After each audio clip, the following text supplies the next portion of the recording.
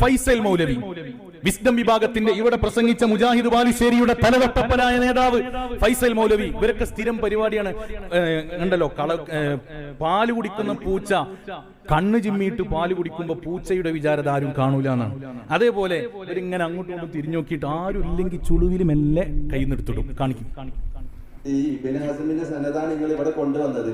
പിന്നെ അതുപോലെ തന്നെ നിങ്ങൾ ഇവിടെ ഇബ്നു കസീറിലും ഖുർത്തുബിയിലൊക്കെ ഇമാം മാലിക് റഹിമഹുല്ലാഹുവിന്റെ കോവിലുണ്ടെന്നൊക്കെ അത് ഏത് കിതാബിലാണെന്നും കൂടി ഒന്ന് പറഞ്ഞാലും.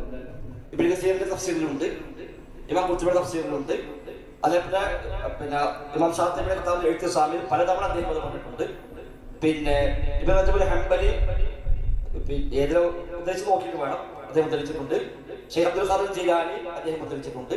ഇങ്ങനെ ഒട്ടനവധി മുഫസ്സിറുകൾ, തർക്കമില്ലാത്ത, ലോകത്ത് തർക്കമില്ലാത്ത വിഷയമാണ്, തർക്കമില്ലാത്ത വ്യത്യസ്ത പദങ്ങൾ വന്നിട്ടുണ്ട്. ഇത് ലോകത്ത് തർക്കമില്ലാത്ത വിഷയമാണ്. ഇമാം മാലിക് റളിയല്ലാഹു അൻഹുവിന്റെ ഒരു ഉദ്ധരണിയെ കുറിച്ച് മലപ്പുറത്ത് വെച്ച മുഖാമുഖത്തിൽ ഒരു സുന്നി പ്രവർത്തകൻ ചോദിക്കുകയാണ്. അപ്പോ അദ്ദേഹത്തിന് മറുപടി എത്ര കോൺഫിഡൻസോടുകൂടി, എത്ര കിതാബികൾ എണ്ണി പറഞ്ഞു അല്ലേ? അപ്പോൾ ഇദ്ദേഹത്തോട് വീണ്ടും ചോദിക്കുന്നുണ്ട്, ആ കിതാബിലുണ്ടോ? അപ്പൊ ഇയാൾ ഒരു ഇമോഷണൽ ബ്ലാക്ക് മെയിൽ എന്നൊക്കെ പറയില്ലേ, മുഹിയുദ്ദീൻ ഷെയ്ഖിന്റെ കിതാബിലുണ്ട്, നിങ്ങൾ അംഗീകരിക്കൂലെന്നോ? അപ്പൊ എന്താ, സുന്നികളായ ഒരാൾ അത് കേൾക്കുമ്പോൾ പഠിച്ചോനെ ഷെയ്ഖ് ജീലാനി തങ്ങളുടെ കിതാബിലുണ്ടോ എന്ന് നമ്മൾ തെറ്റിദ്ധരി. അങ്ങനെ വരെ ചോദിച്ച ആള് പിന്നാലെ കൂടി ഇത് കാണിക്കണമെന്ന് വീണ്ടും വീണ്ടും ആവശ്യപ്പെട്ടപ്പോൾ ദയനീയമായിട്ട് തിരുത്തുന്നത് നോക്കൂ നിങ്ങൾ. എന്റെ ധാരണയിൽ ഒരുപാട് ചിന്തകൾ ഉള്ളത് കൊണ്ട് തന്നെ സ്വാഭാവികമായി പെട്ടെന്ന് മനസ്സിൽ വന്നത് ഇബ്നു കസീർ റഹ്മത്തുള്ളാഹി പറഞ്ഞിട്ടുണ്ട്, ഇമാം ഖുർത്തുബി പറഞ്ഞിട്ടുണ്ട്, മുഹീദ്ദീൻ ഷെയ്ഖും പറഞ്ഞിട്ടുണ്ട് എന്ന് എന്റെ ധാരണ. അത് മാത്രമല്ല പറഞ്ഞത്, എല്ലാ കിതാബിലും മുഫസ്സിരീങ്ങളും മുഹദ്ദിസീങ്ങളും ഒക്കെ പറഞ്ഞിട്ടുണ്ട്, ഇത് ലോകത്ത് തർക്കം തന്നെ ഇല്ല. ആ പറഞ്ഞ മഹാനാണ് ഇപ്പൊ പറയുന്നത്. ഞാൻ ആദ്യത്തോടെ പറഞ്ഞു ഓർമ്മയില്ല, നോക്കണം എന്ന് പറഞ്ഞു. പക്ഷെ പിന്നെ സ്വാഭാവികം ആലോചിക്കുമ്പോൾ നമ്മൾ മനസ്സിലേക്ക് ഇങ്ങനെ വരുമല്ലോ, അങ്ങനെ വന്ന ആ ഒരു ബോധത്തിലാണ് ഞാൻ പറഞ്ഞത്. ഇങ്ങനെ ആലോചിക്കുമ്പോ മനസ്സിലേക്ക് ഇങ്ങനെ വരികയാണ്, അപ്പൊ ആ ബോധത്തിൽ പറയാണ്, കുത്തുകളുണ്ട്, മുഹീദ്ദീൻ ഷെയ്ഖ് പറഞ്ഞിട്ടുണ്ട്, മറ്റു പലരും പറഞ്ഞിട്ടുണ്ട് എന്ന് പറഞ്ഞു. യഥാർത്ഥത്തിൽ ഇബ്നു കസീറിലോ ഖുർത്തുബിയിലോ മുഹീദ്ദീൻ ഷെയ്ഖിലോ ഇല്ല, അതടക്കണം ഇല്ലത്രേ.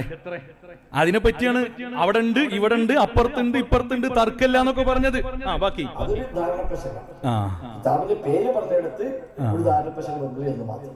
ഈ ധാരണപ്പശകാണ് നിങ്ങളുടെ തൗഹീദിലൊക്കെ ഉള്ളത്.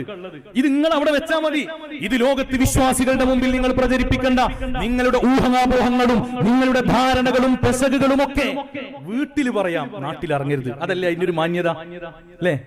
വീട്ടിൽ നിങ്ങൾ പറഞ്ഞോളി, ആരും ചോദ്യം ചെയ്യാൻ വരൂല. പക്ഷെ നാട്ടിലിറങ്ങി പറയുമ്പോ ഇതുപോലെ പരസ്യമായിട്ട് നിങ്ങൾ ചോദ്യം ചെയ്യുകയും തിരുത്തിക്കുക തന്നെ ചെയ്യും. അതിന്റെ സാമ്പിളാണ് നിങ്ങൾ ഇപ്പൊ കണ്ടത്. പരസ്യമായിട്ട് കളവ് പറഞ്ഞിട്ട് അത് പിടിക്കപ്പെട്ടു. ഞാൻ ഇങ്ങനെ രസകരമായിട്ട് ആലോചിക്കുകയാണ്, ഇവരുടെ യൂട്യൂബ് ചാനലിൽ വന്നിട്ടാണ് ഇദ്ദേഹം ഈ മാപ്പ് പറയുന്നത്.